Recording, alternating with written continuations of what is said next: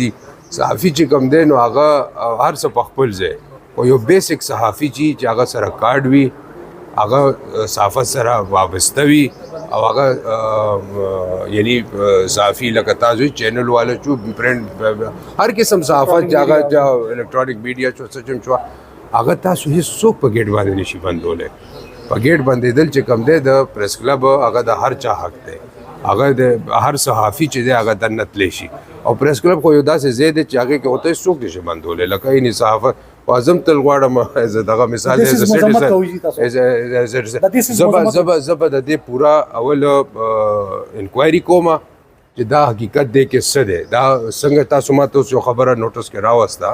او ما ته د دې علم نشته دی زه به د دې پوره انکوایري کوم چې دا ولې شوي دي څنګه شوي دي او چې څوک په دې کې ملوث وي یا څوک په دې کې دغه وي هغه به مونږ مخامخ راولو او هغه به پته لګي چې څه چل شوی دی د هغې مطابق به انشاءالله